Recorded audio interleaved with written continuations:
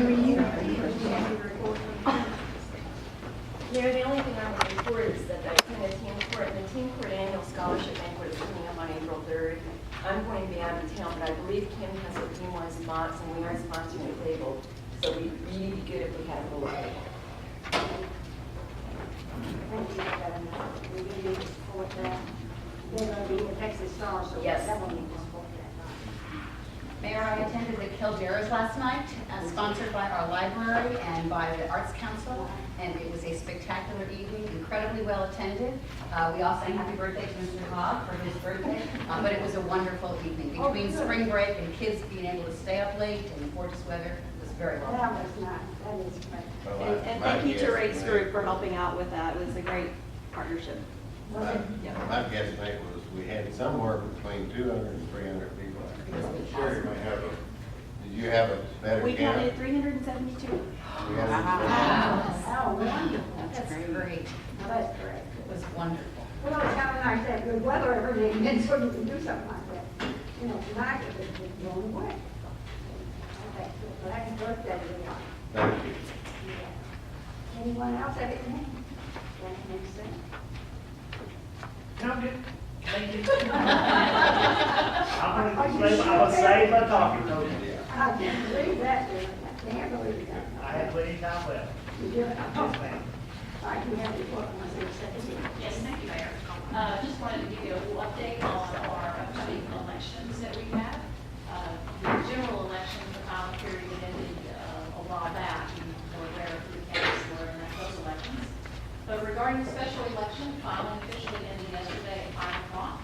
At 5 o'clock yesterday, we had 2 candidate applications were placed on the ballot. We did have a withdrawal this morning, so we do currently have an unopposed candidate in that place. So we will be giving you the certification of unopposed status, and we'll bring forward a cancellation of the special election at the next meeting. Okay, thank you. I'm going to make a report tonight to the council meeting. Any other reports or? No? All right, say To follow up on the Kildares just then, I want to thank Sherry for her open-mindedness to allow some of those performances to be in a great setting. She worked well with Ray McCollum and his group last night, and that was just a wonderful night. I don't think Sherry directly ordered about the evening, but you know, in the past when we had the Kildares, we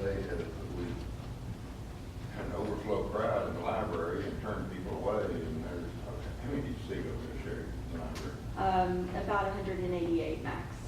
So that was 200 people we had to turn away last night. The neat part about that, besides it's just a pretty setting, but there was, you know, little kids to get up and run around and dance. It was just a neat time. So thank you, Sherry, for opening your mind to some of those things. Ray, he had OT, Suzanne out there. That was just a great evening. Great time for my family. We enjoyed it as well. Business end of it. I want to remind you that Thursday night, March the 20th, we'll have the water forum. Obviously, continue to preach the sermon of what our water circumstances are statewide. But we'll cover water conservation, drought tolerant planning, and whatnot, as the water forum. That's Thursday night, March the 20th at 7 o'clock right here at City Hall in the council chamber. Also to announce to you that Hal Grainer has hired a replacement for J.T. Ackerman, will be retiring at the end of April, and has hired James Witt, that is currently with the city of Payne. And James will be starting in early April to get a little overlap there. J.T., that's a critical role. I'm not mentioning him personally, because he's very, very nice guy, and great things with him. And Mayor,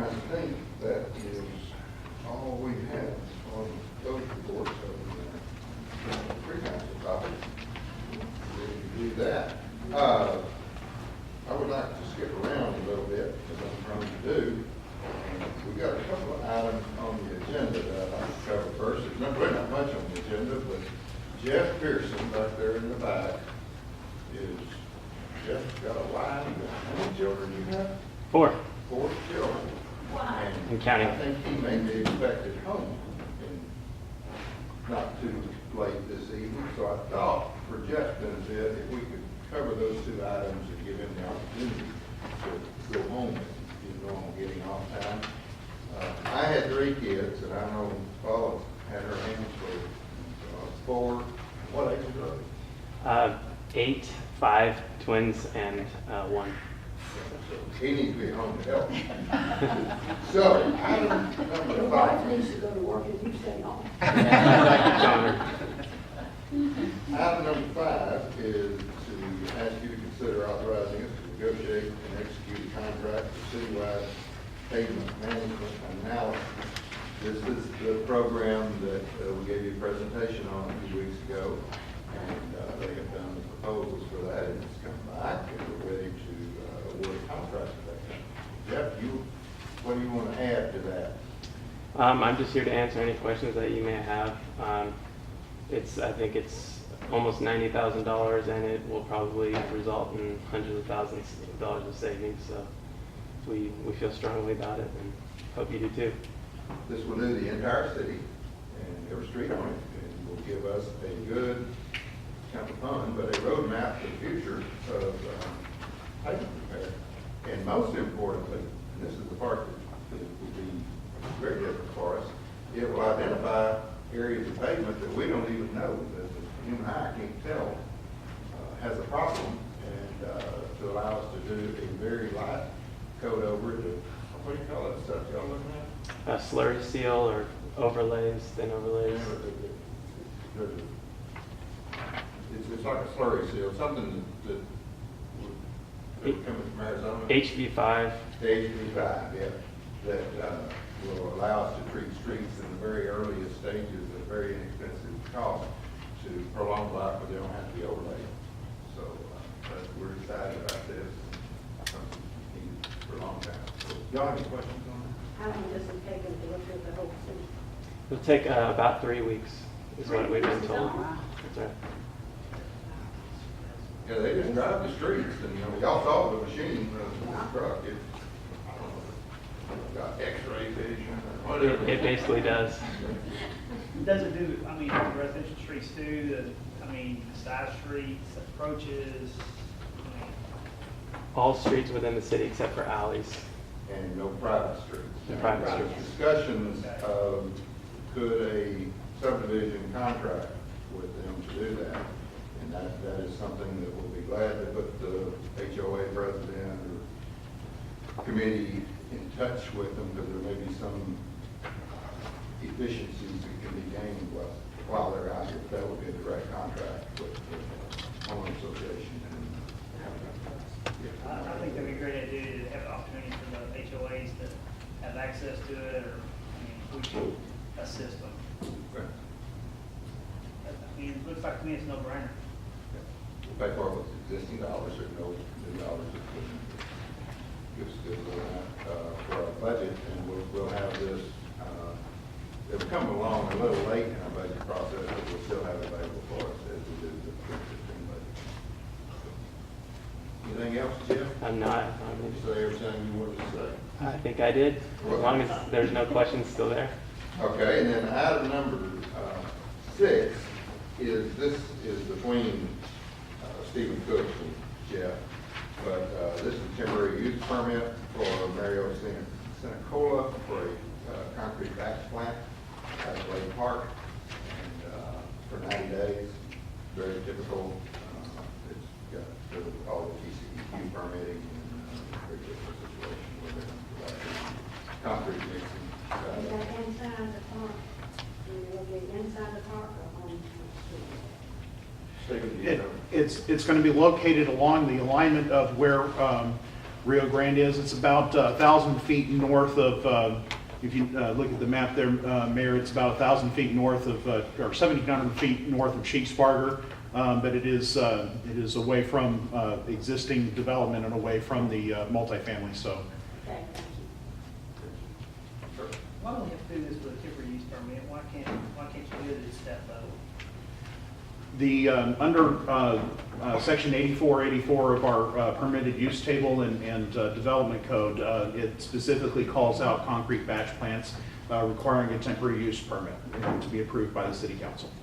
They used to be pretty messy, and nowadays, for one thing, we'll probably never have too many more of these to Exactly. begin with, but they're so closely controlled by TCQ that it's My point. kind of to the point where current code still requires it. Okay.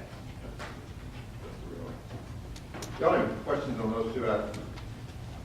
Anybody opposed to Jeff going home and helping? That's all right, I got so Well, I keep him in that voice so he can keep his wife. We do. Jeff's doing us a great job. We imported him from California. I think he's pretty glad he came. Oh, yes, I am. It's great here. We have great plans for him for the future. He's doing a good job. Good deal. Thank you. You're more than welcome to stay around, Jeff, but when it's time to go home and do those fatherly chores, you don't be late. That's right. So why did you make Jeff late? I'm gonna say, I didn't. Well, my wife will really appreciate it. I'll let her know you told her. All right, then, let's move to our pre-council topics again. And Ms. Nina's going to give us a little bit of a different kind of update from what she had in the past. We'll turn it over to her. Go ahead. Thank you so much, Mr. McKamey.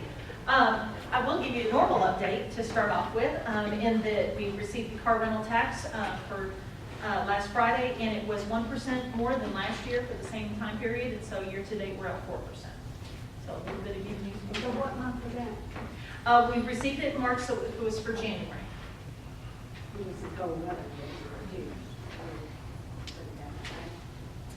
So, Mr. McKamey was nice enough to, he's like, okay, you give a lot of numbers. Now tell us who gives you those numbers, because we have a great staff in finance that supplies me with the numbers that I update you on a weekly, bi-weekly and monthly basis. And so I wanted to make sure that you knew who everybody was. So just in general, our organizational chart for the finance department includes finance administration, accounting, purchasing, and the water office. And that's just in the order that they appear in the budget. So I wanted to share that with you, and we'll go into each one a little bit more in depth. Admin is technically where the budget and the planning area. While this is made up of just myself as well as administrative assistant analyst position, everybody in the department contributes to all the information that you see in the budget and CIP. So there's many people's work in those two documents that you see there, as well as the 22 years worth of awards that we've received for the budget. Everybody contributes to that. But speaking of the administrative assistant and analyst position, I wanted to introduce you to Hillary Crowell. If you please stand up. We just stole her from North Central Texas Council of Governments. She's been there for several years. She's a native of the Mid-Cities area. She went to Abilene Christian University. Her and her husband have two young, totally adorable daughters. So we welcome her to our staff. So please stop by and visit with her at some point. Hillary's dad is a city manager. He's the city manager in Watauga. Did she stand up? She did. She waved? And most of y'all already know Jackie Terrio. If you please stand up. If you don't know her, you should. You definitely should. Jackie's been with the city for going on 7 years, I believe now. She's got numerous jobs as the assistant director of finance, but one of the jobs is directing the accounting division and coordinating efforts with the external auditors. She's got a super staff made up of these folks up here. You'll see the two accountant twos up there at the top. First, Alice Norwood, who's been with the city for almost 30 years now. She talks the big R word, but we're trying to keep it. Diana Ayala, who's been with the city for 14 years now. And then that next level, you'll see Ross Fairclough, who is our accountant one. You'll remember him from August. He was the employee of the month. And then on the bottom row, you'll see our three accounting technicians. Julie Mitchell, she's been here with us for over 16 years. Molly Snap, who we stole from Glenda. We appreciate that because she's been super. as well as Crystal Rollinson, who is, we share her with the, accounting shares with her with the purchasing division as well. These folks manage the operations of the city's $170 million worth of resources. They take care of the inventory, accounts payable, accounts receivable, payrolls, investing, reporting, fixed assets, all that variety of stuff. There's lots of smart people up there, but Jackie is the smartest person. She would tell you that. She may say this is not a good recommendation coming from him, but I'm convinced she's the smartest person. If you want to know the answer, Jackie's got the answer. She can get it for you, without a doubt. All right. Oops. There we go. As mentioned previously, Crystal, she helps Mike Lowry in the purchasing division. Mike does send his regrets for not being here tonight, but he is with his granddaughter on spring break these couple of days. And if you haven't noticed lately, the purchasing webpage, I would like to direct your attention there. I know it's really exciting, but Betsy and Adam were able to help Mike several weeks ago in updating it and making sure it looked good and that we could get to bid documents and all that kind of stuff. A lot easier for the users and the vendors. Right now you'll see the miscellaneous golf course improvements. That bid is up there right now. So you can go check that out. It's kind of interesting. And then last but certainly not least is the water office staff. They bill and collect over $20 million annually for water, wastewater, sanitation, recycling, drainage, almost 15,000 accounts every month. They're led by none other than Catherine Tipton. Please stand. Catherine's coming up on her 10-year anniversary with the city. We were blessed enough to steal her as she retired from TXU. She was one of their top customer service trainers that they had there. So we're thrilled to have her with us. And this is, of course, her staff. You'll see pictured here. Leanne Tony at the top is her right hand in the billing process. And then you'll see the frontline staff who works on a day-to-day basis with our customers. And that includes Inga Lang, who's just a week ago Tuesday, so I guess 2 weeks ago today, celebrated 23 years here at the city. So we're thrilled with that. On that next level, you'll see Connie Molina and Deborah Burke, who have both been here 7 years. And then our part-timer down at the bottom, Sarah Moore, she's been with us in some capacity for 9 years. And I'm glad Hal's not here tonight because I've actually put Chuck Williams' picture down here in the bottom. He's technically with Public Works, but he's a meter reader, and so we've adopted him as our immediate family over in our area. So I'm taking credit that he's with us. Talk about a hard worker. Heat, ice, you name it, he's out there just ready to go. So I want to thank Mr. McHenry for allowing me to introduce you to these folks, but please stop by, see them sometime. We've got proud parents, grandparents, quilters, fishers, tennis players, you name it. Stop by and get to know them sometime. Thanks. Yeah, one reason I want to show that to you is for one thing for you to make sure you know who these folks are, because we got some new faces. But the other thing is, I didn't know her very long. There's not a whole lot of people over there. And if you look around our area, the finance staff or the water office, we are sparsely staffed over there. And they have endured some of our cutbacks in the last few years. This is not laying the groundwork to get more people. I don't mean it that way at all. It's really just a pat on the back. But what a great job they do. And because they do a lot with very few people. And to get the awards that they've gotten, it's mental. Miss Catherine manages lots and lots of water accounts. And believe it or not, everybody that has a water account is not always happy. Catherine gets to deal with most of those. She just does a great job. When you look at that water office there, and just imagine the number of accounts that we have and the complaints and everything that goes through there. That is a very, very small number of people. Old Chuck, we call him a meter reader, but as you're well aware, we really don't read meters. But he does drive a truck around and take the actual electronic meter reads. But most importantly, he's out there setting meters. And when there's a problem rereading and losing the hang unsavory job at times. I had someone come to me the other day, and she said, I guess you all don't really check out the water or not, how much they usage. And I said, why is that? She said, well, I've had the same amount of the bill for the last 4 months. And I said, you have? She said, yeah. And I said, oh my God, I wish I did. She said, why? I said, mine was just like this. It depends on who's in town for the weekend. Oh, she said, then I should be proud of mine. And I said, you should be very proud. But if we want, you want us to come out and check it? No. Well, they do, all of them do a great job. I'd like to compliment the water department, because I had, not until I received my water bill, and I talked to Catherine about it, I said, gosh, I found a leak, or where a faucet had been turned on, and she said, well, we read your meter twice because it was so far different. And, I really appreciate that. She does okay. I think Joe Henry taught her everything she knows that she did. Let's see, Hillary, did you have something you want to say?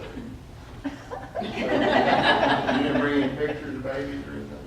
No, I'll bring them up sometime. As we have lots of turnover right now with retirements and as employment gets better, we have even go other places, so we will continue to try to introduce you to these new people who do that. But thank you all for what you do.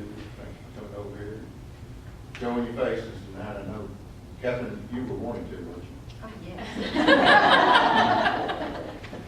Thank y'all. And as we talk about new people, this guy's not hardly new, but I'm sure most of you know him, but I'll talk about you. James Patterson, if you don't know James, you ought to know him. We stole James. James managed the my credit union up here, and we got to know him through the CPR program, I guess, and decided we had to find a place to put James.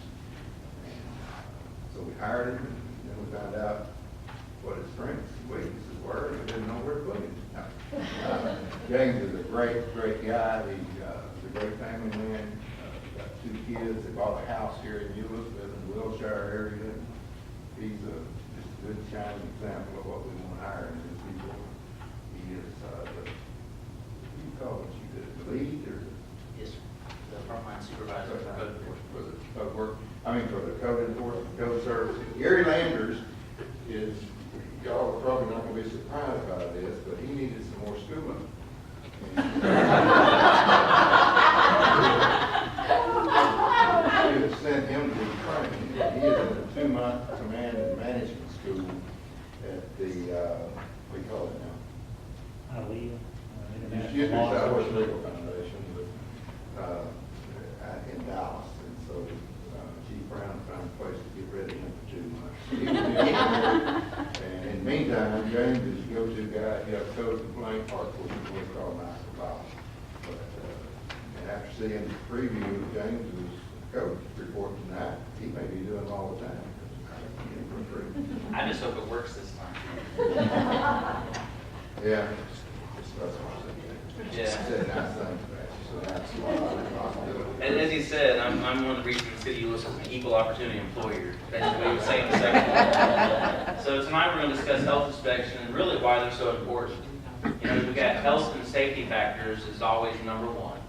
And a thought for you, it takes just a little over 2 people getting sick with the same symptoms and all that stuff to have a foodborne outbreak, which, as you think about it, that's not that hard to do. And then you always have the economic factors. Your reputation's everything. And it doesn't take a whole lot to send you downhill. And if you don't just have one restaurant, you have a chain, it goes down with it. But it doesn't just affect you, it affects those around you, the city, the health department you work for, and everything else, just because one restaurant wasn't following some of the best practices. So this is really the main reason why health is so important. This is my daughter, Kimberly, and I had a birthday a couple of days ago, and for my birthday, her one request was I come have lunch with her at school. And that wasn't very hard to do, and I'm like, by all means, I'll be there shortly. So this is actually over there at Wilshire, and we got to enjoy some HEB ISD food. They had Chinese, it was very good, and they run a very nice kitchen over there. Yeah, Mr. Bynum, I know you went through HEB school. Did you ever have orange chicken and fried rice? No, sir. I was quite surprised too. Orange chicken, fried rice, and they had a salad to go with it. They ordered 3 foods for the entire year. I can only imagine. They got it full. I'm pretty sure orange chicken had been invented. Well, we used to have orange chicken, actually, it was chicken that had kind of turned. Did you ever go that up with Dennis? Orange chicken? Get shopping. Yeah. So the next big question we ask is what are the inspectors looking for? And here's just a quick summary. We're looking for good health practices, time and temperature abuse, looking for damaged, expired, or contaminated product, and then for property maintenance issues, because it's all a big circle. They're all linked together. So for good health practices, that's the first one that we were going to talk about this evening.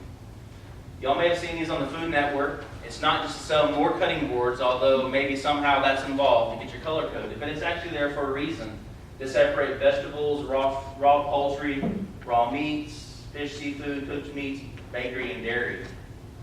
This is an example of one of our restaurants here in the town. They actually have the different color cutting boards. It's not required by law, but it's something they did to get a gold star, to step up above and beyond, to make sure that you weren't going to mess it up.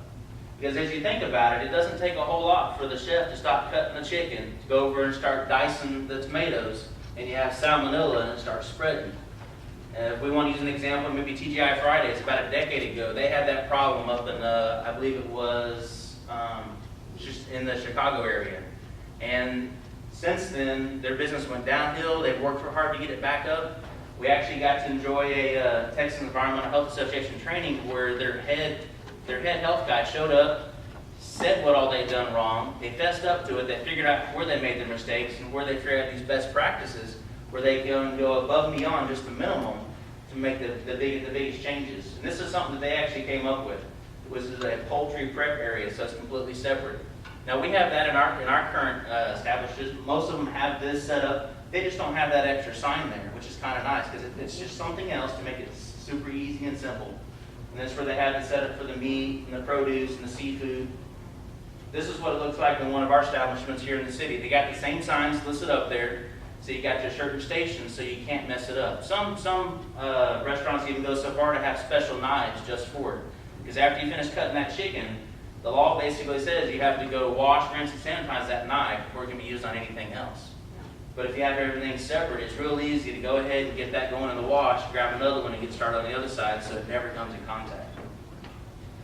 Here's another example. This is one of our restaurants here in Euless. One of the big deals is labeling. And you can see it says 2-day shelf life. And as you drill down a little bit further, you can actually see the label on there, where it was prepped today, and it tells you when you can discard it.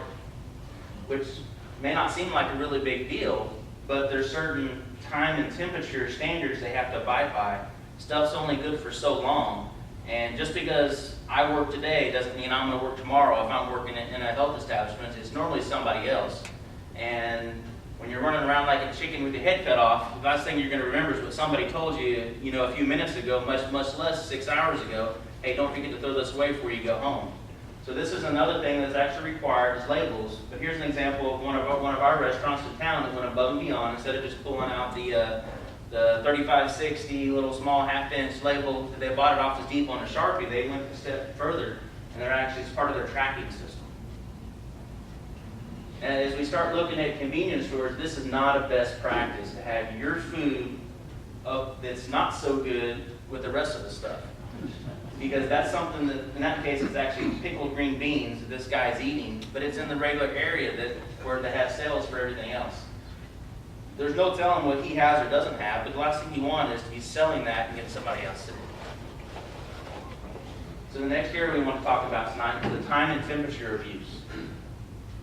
Here's an example of the establishment we came across where they're not keeping their frozen items frozen. As a result, it starts melting. When it melts, the temperature rises, bacteria grows, and there's standards set forth at how long it can be at those different temperatures.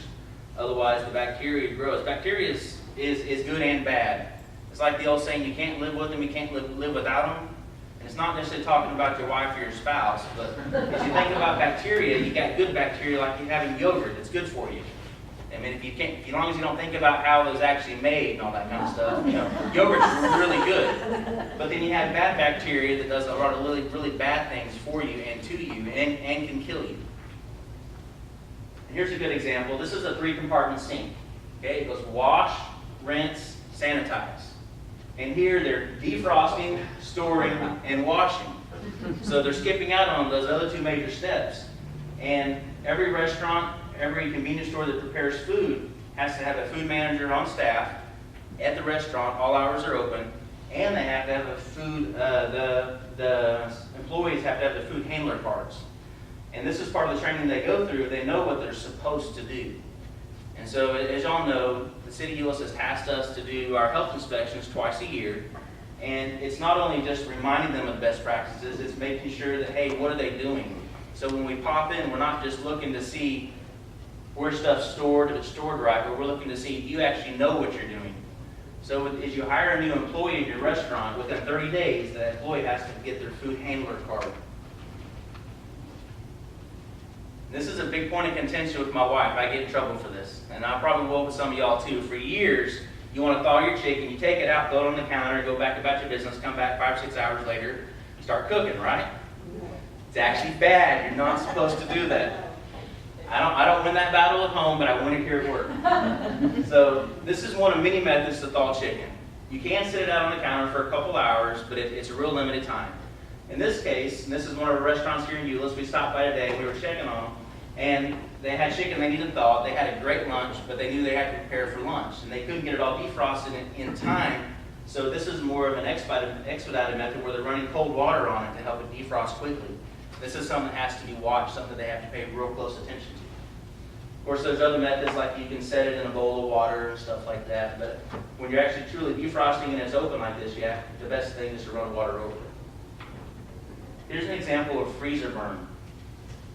And the question was asked to me the other day, so how do we know this person at this restaurant didn't just throw some hot meat in there, throw it in a plastic bag, and toss it in the fridge? And it's possible that they did, but having a food manager license or their food handler card, they're not supposed to. Once again, there's guidelines, best practices set forth in the industry of how you're supposed to cool stuff to keep this from happening. More than likely, they got it out, went to use it yesterday, didn't end up using it, so they threw it back in the freezer, and this is what happens. So not only do you have a taste of freezer burn that doesn't normally taste so great, but you've also got the potential bacteria that grew on that. And this leads to another good example. We were blessed with those God-given senses. If it don't taste right, it's probably not. Briollas usually have a little more refined palate and have no problem eating bugs and snails. I mean, more power to you, but for the most of us, if it don't taste good, it's probably not. So the next area we want to go into is damaged, expired, and contaminated. Here's an example of some chicken and dumplings. And the problem on this one, you can see where the can's been dropped and it's been damaged up there at the edge of the can. So it's been penetrated. You got medicine that's expired. So we frequently deal with that. Y'all may have seen this picture before. When we have some items that are contaminated, sometimes we'll actually reach out to other agencies. In this case, it's the Department of State Health Services, and they'll get involved and they'll actually quarantine some of the product. And as they deal with them a little bit higher on the state level. So the next area we want to talk about is property maintenance. It may not look like a big deal, but in this case, you know there's either a roof leak or there's a condensation issue with the AC up top. So maybe the AC is not working right. ACs typically have condensation just by nature. But in this case, if the AC's having more, there's got to be a bigger issue. So for one, it's not performing efficiently for them. And for two, it's causing water to get up in the ceiling, which as a result turns colors, smells funny, things start to grow that aren't supposed to grow there. And when you think of it being an environment where food's being prepped, that's the last thing you want. Same with the paint peeling off the walls. The last thing you want is construction material in your chicken and dumplings, right? Gives you extra dumplings, but that's not going to work so good. We also look at smooth, cleanable surface when we're doing our inspections. In this case, they have some tile that's broken off. So when we stop by, it's something we note on our reports, hey, you want to get this taken care of. Because I don't know how many of y'all ever clean the shower and you got those little 4x4 tiles. Whoever thought that was a great idea over in there with the scrub brush cleaning the stuff off in between. It's the same thing here. If you don't have it a smooth, cleanable surface, then you've got the mildew and the mold that has a chance to grow, which bacteria and people get sick and folks die, and that's what it's all about. Here's a grease interceptor, and it's really too bad out in here, because this right here keeps them from getting a headache. If they take care of their grease interceptors, which what this is a device out in the ground, and it's not supposed to do this. It's supposed to be out of sight, out of mind. But when they fail, whether it's improper maintenance, they have to be emptied regularly, or it's outlived its usefulness, the problem starts to grow, and you have a smell, and you have an overflow, and then the next thing you know, it's causing public works a problem in the sewer systems because they're having to do extra cleanouts, they're having to go through and jet stuff, they're getting a lot of stuff that they're not normally having to deal with. It's causing other backups downstream. The last one, I just want to kind of close up here with a tour of the new HEB facility. A lot of y'all were there for the open house, but I don't know how many of y'all have seen it since they started putting stuff inside. So we went and did our health inspection, their final form. And then here's an example where they got the product in there. They got chemicals, they have food, which are separated like they're supposed to be. This isn't in that big warehouse. And as you go off to the other side, they have a very large cooler. It's got the little plastic strips. What that does is it keeps things out and it helps keep the cold air in to help have that nice barrier so that not having a problem struggling to maintain the temperature running in and out with pallet jacks. There's an example of some product they started to store in there. It's up off the ground. They're on pallets, so you're not worried about the product making contact with the ground. There's an example of their test kitchen. I think the fire department like this is room 121, so they can tell them where they are as they're talking through the mask and stuff if they're having to help them out. As you can see, it's all nice and sanitized. You feel clean just by looking at the stainless steel, I'm sure. There's another example. They have a nice big 3-compartment sink that they wash, rinse, and sanitize. In the end, I just want to drop some little facts for you. I found out peanut oil is used for cooking in submarines because it doesn't smoke unless it's heated above about 450. They say corn oil works as well too. However, peanut oil happens to be more readily available. I've heard this one from my dentist. Drinking water after eating reduces the acid in your mouth by about 61%. Dr. Bell's got on me that one a couple times. The banana cannot reproduce itself. It can only be propagated by the hand of man. I was challenged on this one too, so I went and did some more research. And back in the day, we ate a different banana than we eat today. There was what we'll call a virus called the Panama virus that took over the main commercial banana, and it wiped it out. And so they've gone through and they did some research before that actually happened, and they changed the banana so that the seed's not as big, so you get more banana and less seed. And so that's what they mean. The human factor has to be involved to help it reproduce and to grow on the commercial side. Here's another interesting one I found out. In ancient Greece, tossing an apple to a girl was a traditional proposal of marriage, and catching it meant she accepted. Thought that was kind of fun. Strawberries are the only fruit whose seeds are on the outside. So if you're clumsy, you never got married. Yeah, I know, right? You might look that up because there's something else if she tosses you a golden one back. Stop getting thirsty, you need to drink more water. When the human body is dehydrated, its thirst mechanism shuts off. That's a big deal as we're starting to get into the spring and the warmer weather. Many of y'all have kids, grandkids. I know my son's starting to play baseball, my daughter's playing soccer, and it's just that little reminder to drink, drink, drink, drink. So, thank y'all for your time this evening. James, I have a question. Fire away. You take your little tool that you test temperature. Do you use the same one for all the different foods? Do you have different ones for different foods? And we just stick it in everything and keep spreading the disease.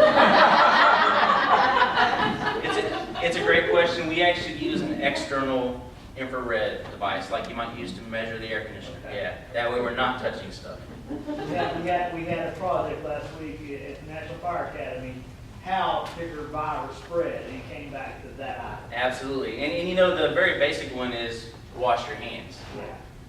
And that's a big deal. How many times have y'all been in the restroom, other folks are in there with you, and you see them beeline out that door, and you're like, come on.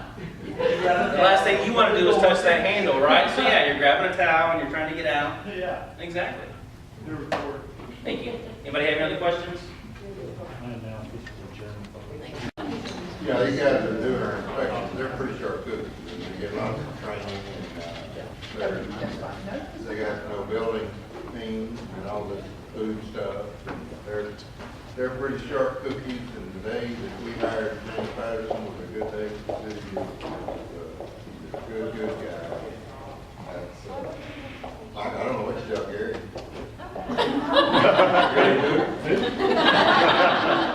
Tell him to take his time. He has to go to the meeting. You've heard Gary report in the last few months, we have so much nonsense in some stores with the problems. So it is very, very important that they stay on top of this. They do a good job with that. You do all that with how many people? There's a total of 6 of us.